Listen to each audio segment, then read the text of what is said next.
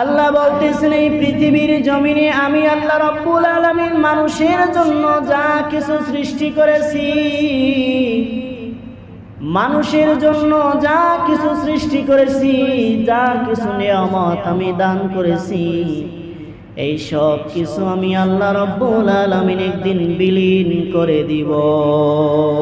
বলেন না সুবহানাল্লাহ। এরপরে আল্লাহ রাব্বুল আলামিন বলতেছেন ওয়ায়াবকা ওয়াজহু রাব্বিকা যুল জালালি ওয়াল ইকরাম। আল্লাহ বলতেছেন দুনিয়ায় কোনো ফেরেশতাও থাকবে না সেই দিন, একমাত্র থাকবো বিচার দিনের মালিক আমি আল্লাহ। বলেন না সুবহানাল্লাহ। এই জন্য আল্লাহ রাব্বুল আলামিন যা কিছু সৃষ্টি করেছেন সকলেই একদিন মৃত্যুর স্বাদ গ্রহণ করতে হবে। মৃত্যু এমন একটা জিনিস, এই জিনিসটা সবাই মনে করে আমার মরতে হবে মরতে হবে, কিন্তু কখন যে মরা লাগবে এই জিনিসটা কেউ জানে না। ঠিক কিনা বলেন? এই পৃথিবীর জমিনে অনেক নাস্তিক আছে যারা বলে আল্লাহ বলতে কিছুই নাই, নবী নাই, আখিরাত নাই, ফেরেশতা নাই।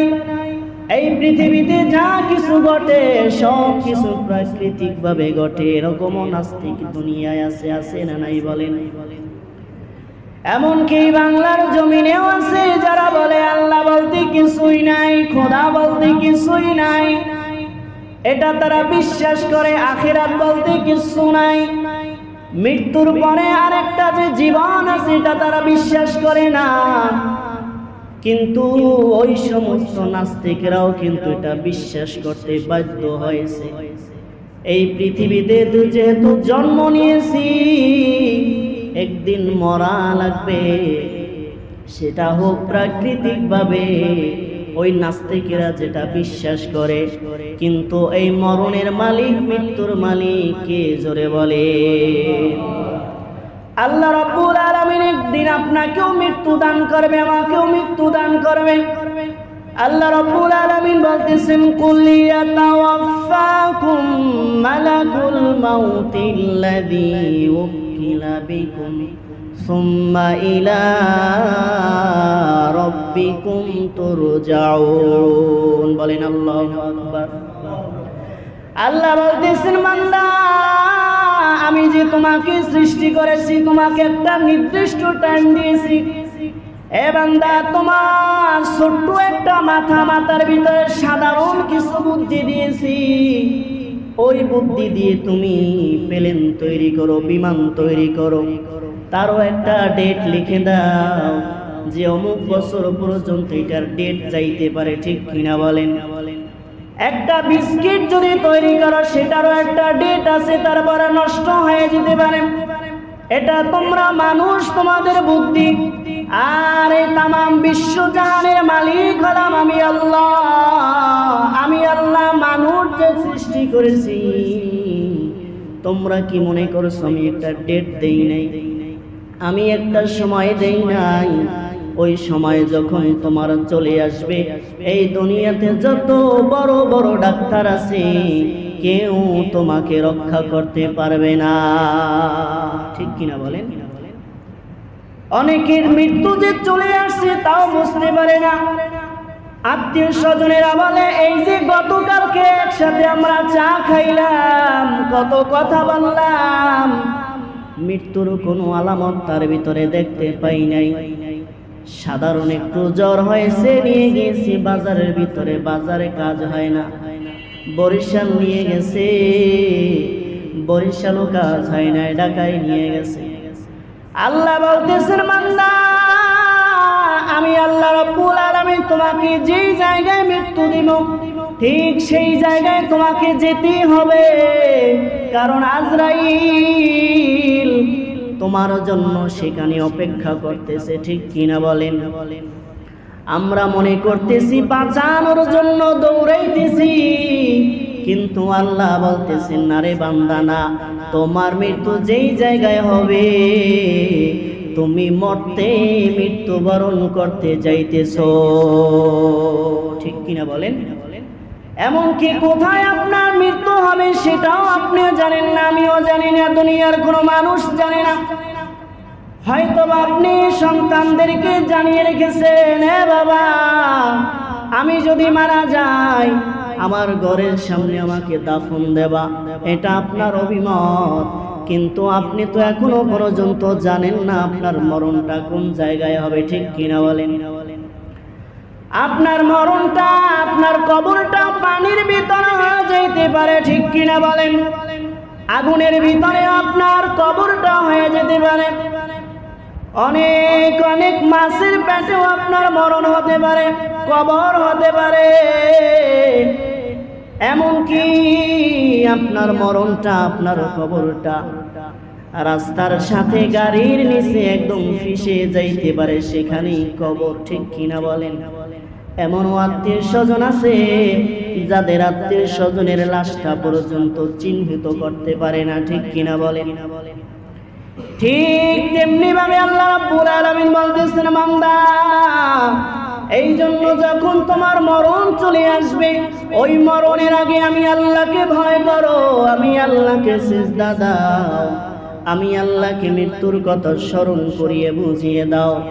যখন কোনো বান্দা গুনাহের কাজ করতে যায়, ঠিক সেই সময় যদি মনে করে এখনই তো আমার মরণ হতে পারে কিনা বলেন, ওই সময় কিন্তু আর ওই গুনাহের কাজটা করা সম্ভব হয় না, ঠিক কিনা বলেন? এই মৃত্যু একটা নিশ্চিত জিনিস, কিন্তু এই দুনিয়ার মানুষ এটা আমরা বিশ্বাস করতে পারি না।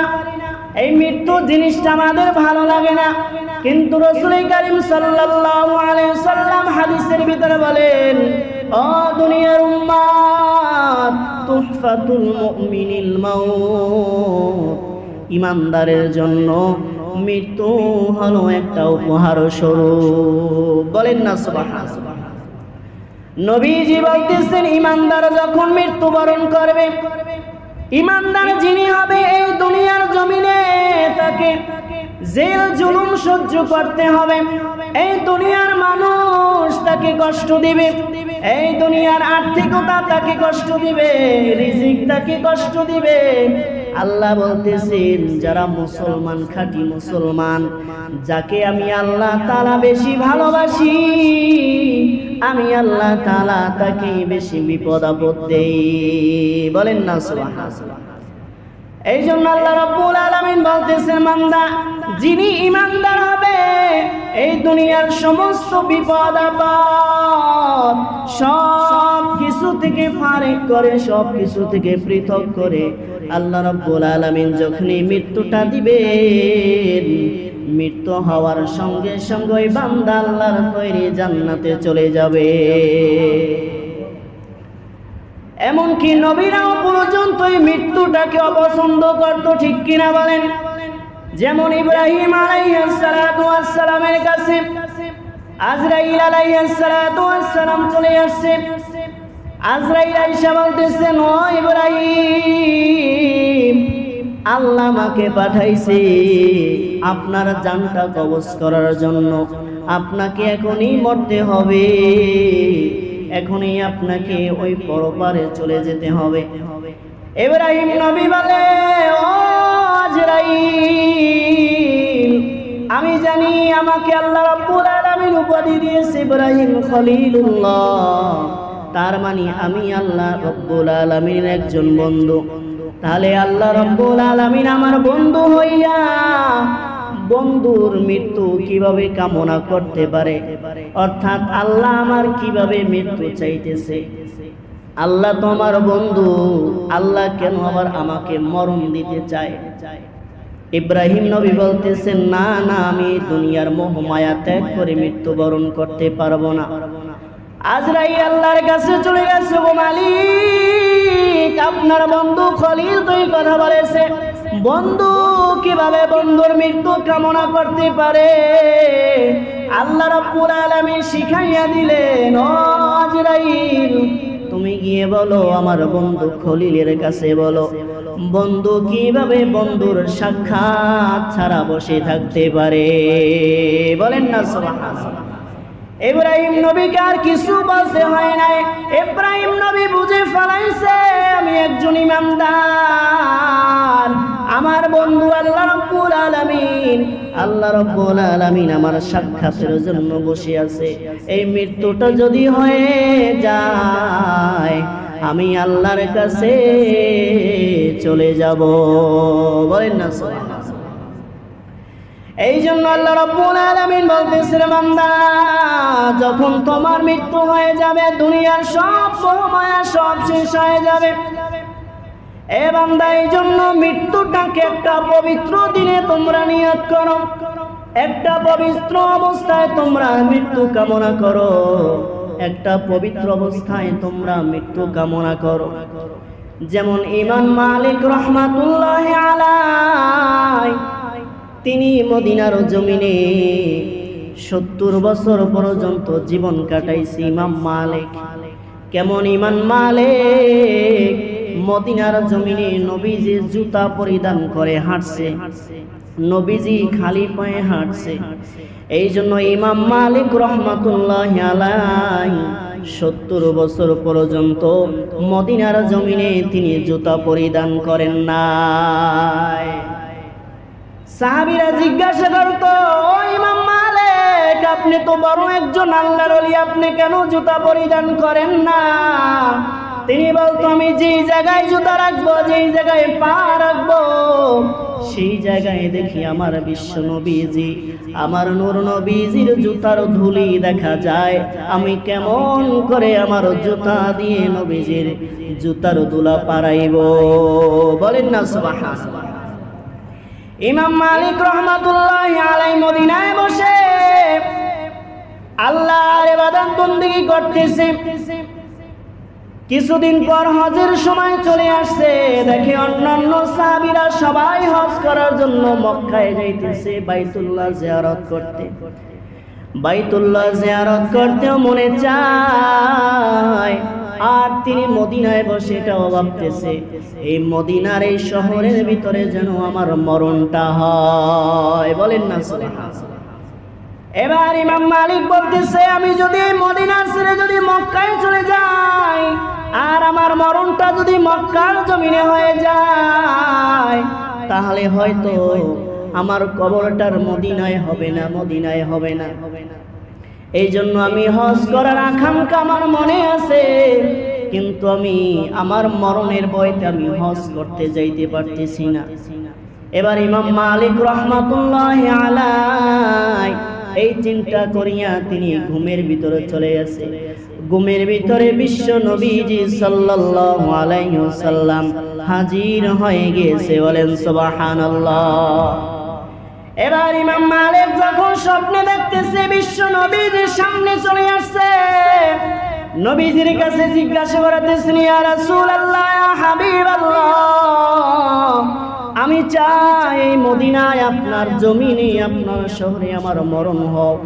এই জন্য আমি মক্কায় যাইতে চাই, কিন্তু মক্কায় যদি আমার মরণটা হয়ে যায় তাহলে তো আমার আর মরণটা মদিনায় হইল না, কবরটা মদিনায় হইল না, তাহলে আমি কি করতে পারি? আমি আর এই দুনিয়ার জমিনে কয়দিন জীবিত থাকবো, কয়দিন আমার হায়াত আছে আপনি একটু বলিয়া দেন। যদি 1 মাসের হায়াত আমার থাকে তাহলে তো মক্কায় গিয়ে হজ করে আবার ফিরে আসতে পারবো। এবার বিশ্ব নবীজি সাল্লাল্লাহু আলাইহি ওয়াসাল্লাম ইমাম মালিকের সামনে এরকম একটা হাত জাগাইছে, 5টা আঙ্গুল জাগাইছে। ইমাম মালিক রাহমাতুল্লাহি আলাইহি সকালবেলা যখন ঘুম ভেঙে গিয়েছে, স্বপ্নের অর্থ ইমাম মালিক জানে না, ইমাম মালিক জানে না। তৎকালীন স্বপ্ন ব্যাখ্যাকারী ইবনে সিরিন রাহমাতুল্লাহি আলাইহি তার কাছে ইমাম মালিক একজন খাদেমকে পাঠিয়ে দিয়েছে, ও খাদেম যাও ইবনে সিরিনের কাছে গিয়ে বলো একজন স্বপ্ন দেখেছে, বিশ্ব নবীজি তাকে 5টা আঙ্গুল দেখাইছে, এই 5টা আঙ্গুলের মানে কি, অর্থ কি তুমি একটু বলিয়া দাও। এবার ইবনে সিরিন বলতেছে আমি স্বপ্নের অর্থ বলতে পারবো, কিন্তু তার আগে বলো এই স্বপ্ন মদিনার জমিনে কে দেখছে, কে দেখছে আমার কাছে বলো। নাম না জানি আমি কখনো স্বপ্নের অর্থ বলতে পারবো না। এবার খাদেম বলতেছে না, নামটা তো বলতে নিষেধ করেছে। এবার ইবনে সিরিন রাহমাতুল্লাহি আলাইহি বলতেছে তুমি যদি নাম নাও বলো, আমি কিন্তু ওই ব্যক্তির নাম জানি। বলেন সুবহানাল্লাহ। ইবনে সিরিন বলতেছেন এই মদিনার জমিনে এমন কোন আশিক নাই, শুধুমাত্র একজন আশিক আছে, তার নাম হলো ইমাম মালিক রাহমাতুল্লাহি আলাইহি। সুবহানাল্লাহ। তিনি একমাত্রই স্বপ্ন দেখতে পারে। এবার স্বপ্ন ব্যাখ্যা করতেছে, শোনো। নবীজি 5টা আঙ্গুল দেখাইছে। এই 5টা আঙ্গুলের মানে হলো আল্লাহ রাব্বুল আলামিন বলতেছেন ইন্নাল্লাহা ইনদাহু ইলমুস সাআহ ওয়া ইউনাজ্জিলুল গায়স ওয়া ইয়ালামু মা ফিল আরহাম ওয়া মা তাদরি নাফসুম মাযা তাকসিবু গাদা وما تدري نفس بأي أرض تموت إن الله عليم خبير বলেন সুবহানাল্লাহ। ইবনে সিরিন বলতেছেন ও খাদেম শুনো, দুনিয়ার জমিনে যদি স্বামী এবং স্ত্রী থাকে, তারপরেও তাদের কিছু পার্সোনাল জিনিস থাকে যেটা তার স্ত্রী জানে না, স্বামীও জানে না। সন্তান বাপের কাছে এমন এমন কিছু গোপন জিনিস রাখে যেটা বাপ জানে না, আবার বাপও এমন কিছু সন্তানের কাছে গোপন রাখে সন্তানও জানে না। ঠিক কিনা বলেন? সকলের কিছু পার্সোনাল জিনিস আছে যেটা দুনিয়ার কোনো মানুষ জানে না। ঠিক তদ্রূপ ভাবে বিশ্ব নবীজি 5টা আঙ্গুল জাগাইয়া দেখাইছে ও ইমাম মালিক, আমি আল্লাহ রাব্বুল আলামিনের শ্রেষ্ঠ পয়গম্বর, শ্রেষ্ঠ নবী। এই পৃথিবীর জমিনে যত নবী আছে, যত রাসূল আছে, সকল নবীদের নবী আমি। কিন্তু আল্লাহর কাছে এমন 5টা জিনিস আছে যেই 5টা জিনিস আমি বিশ্ব নবীজি আমিও পর্যন্ত জানি না। বলেন না সুবহানাল্লাহ। এবার ইমাম মালিক বলতেছেন তাহলে কি সেই 5টা জিনিস, যেই 5টা জিনিস নবীজিও পর্যন্ত জানে না, শুধুমাত্র আল্লাহ জানে। এবার কালামে পাকে বলতেছেন ওয়া ইউনাজ্জিলুল গায়স, আল্লাহ বলতেছেন এই পৃথিবীর জমিনে কোন জায়গায় কখন বৃষ্টি বর্ষণ হবে, এই বৃষ্টি বর্ষণ দুনিয়ার কোনো নবীও জানে না, কোনো রাসূলও জানে না। বৃষ্টি কখন কোথায় হবে একমাত্র আল্লাহ তাআলা ভালো জানে। বলেন না সুবহানাল্লাহ।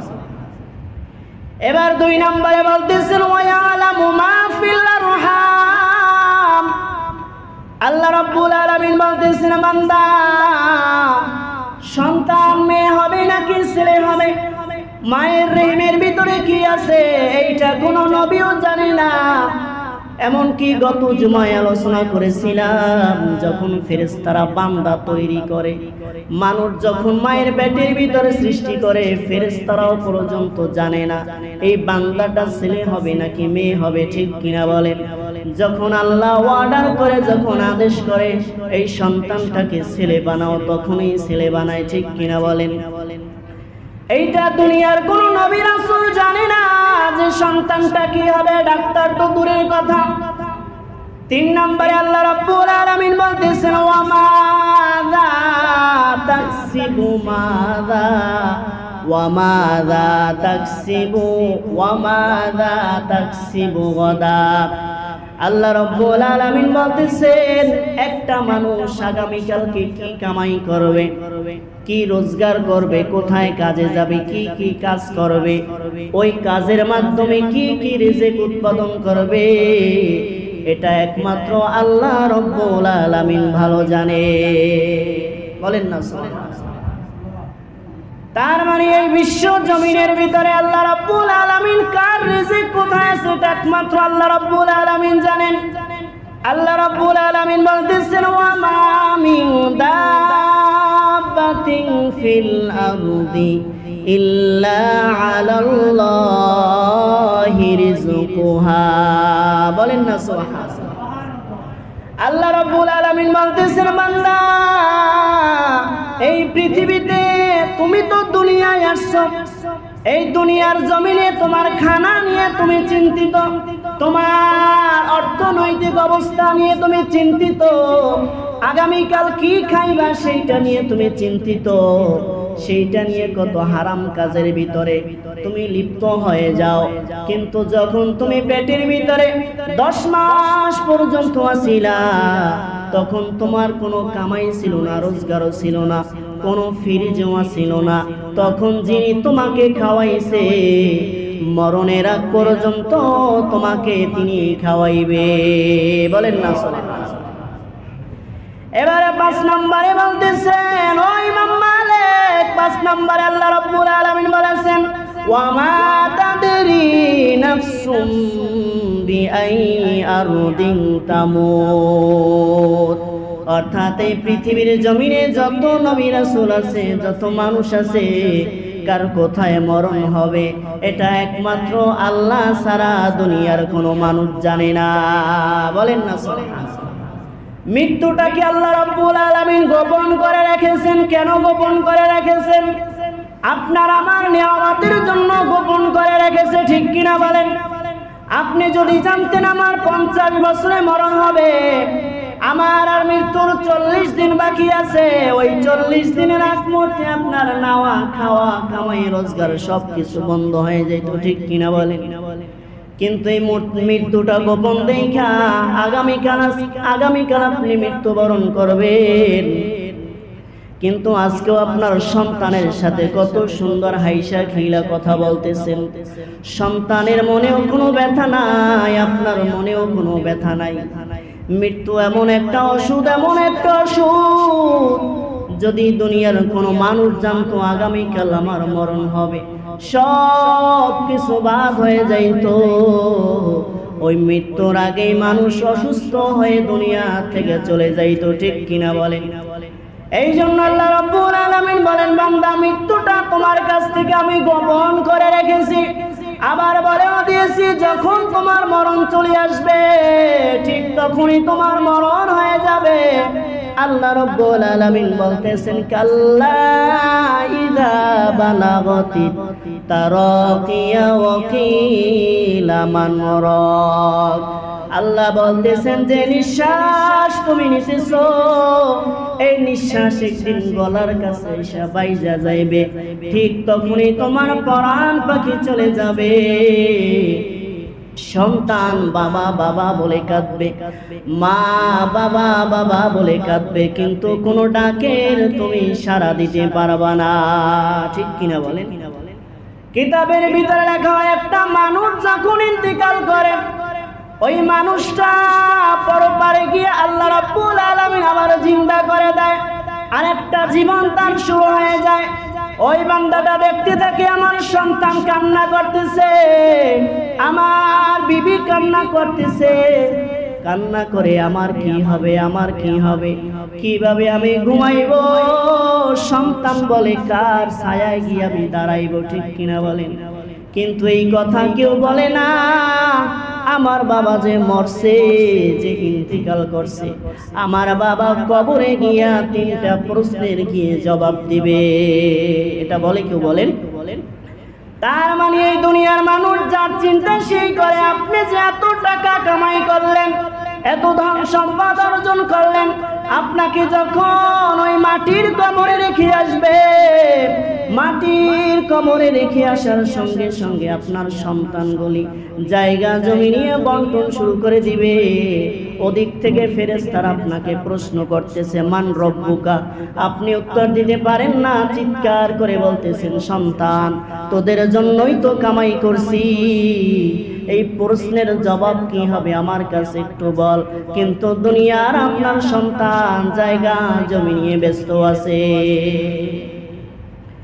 কিতাবের ভিতরে লেখা হয় মানুষ যখন মারা যায় 24 ঘন্টার ভিতরে শরীরের ভিতরে, দেহের ভিতরে, পেটের ভিতরে পোকা ধরতে শুরু করে।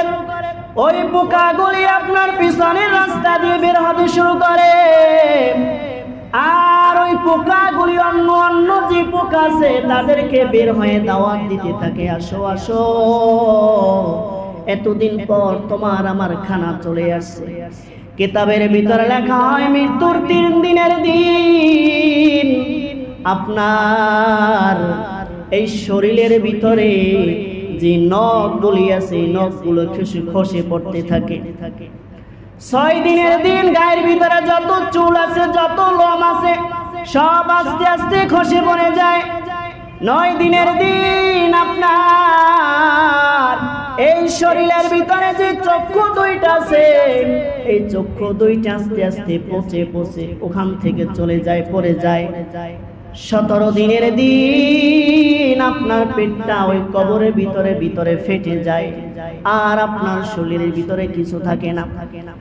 কিতাবের ভিতরে লেখা হয় যখন 60 দিন হয়ে যায়, 2 মাস যখন হয়ে যায়, আপনার এই শরীর থেকে হাড্ডি থেকে মাংসগুলি সব আলাদা হয়ে যায়। 3 মাস যখন হয়ে যায় আপনার হাড্ডিগুলি আর হাড্ডি থাকে না, ওই হাড্ডিগুলি ওই মাটির সঙ্গে মাটি হয়ে যায়, মাটির মানুষ মাটি হয়ে যায়। মাঝখানে 60 বছরের জিন্দেগি আপনি এই দুনিয়ার জমিনে আল্লাহর বিরুদ্ধে চালাইলেন, নেকি করলেন না, আমল করলেন না। আপনার ওই 60 দিনের দিন 3 মাস পরে এমন আত্মীয় স্বজন আছে আপনার কথা একটা বারের জন্য স্মরণ করবে না, ঠিক কিনা বলেন? আল্লাহ রাব্বুল আলামিন আমাদেরকে মৃত্যুর কথা বেশি বেশি পরিমাণ স্মরণ করার তৌফিক দান করুক, সকলে বলি আমিন।